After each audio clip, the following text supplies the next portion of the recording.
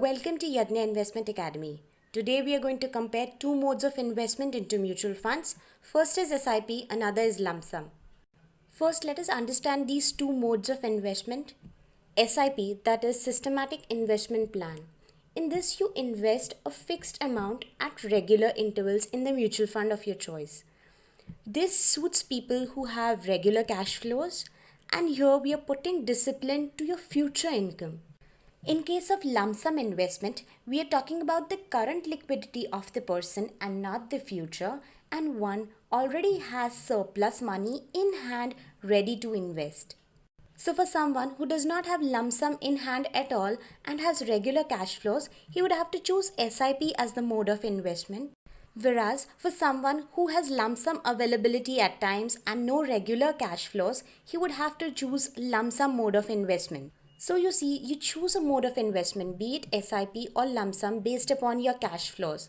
And so the comparison between SIP and lump sum here is unfair. The second point which makes the comparison between SIP and lump sum unfair is the time available for your investments to grow. Let's take an example to understand this better. Let's assume there's Mr. A. He has lump sum of 6 lakh rupees to be invested.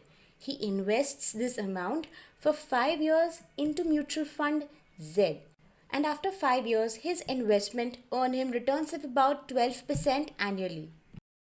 There's another Mr. B, and he has started an SIP into the same mutual fund for 5 years and is contributing 10,000 rupees per month. And his investments also earn him 12% annually at the end of 5 years. So at the end of 5 years, Mr. B would have also invested 6 lakh rupees as Mr. A. But in case of Mr. B, only his first month's SIP, that is the first 10,000 rupees, would be invested for an entire duration of 5 years. And then each subsequent SIP would be invested for a month less than its previous SIP. And so at the end of 5 years, since Mr. A's 6 lakh rupees have been invested for the entire duration, he would get a corpus of 10,57,405 rupees.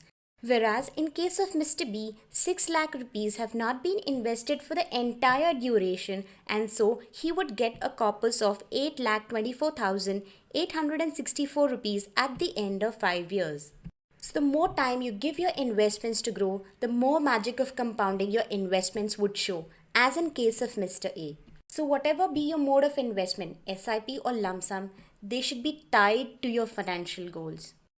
And so, as long as your returns on investments are in line with your financial goals, you should not worry whether you're doing investment in SIP mode or lump sum mode. The main intention should be reaching your financial goals comfortably than maximizing your returns. So what we've seen today is how SIP mode of investment suits someone who has regular cash flows, and lump sum mode of investment suits someone who gets income in terms of lump sum and does not have regular income. We've also seen how the time available for your investments to grow through these modes is different, and so the comparison is unfair. Hope you know how SIP and lump sum investments are different now. Thanks for watching the video. Watch this space for more such topics. Until then, happy investing.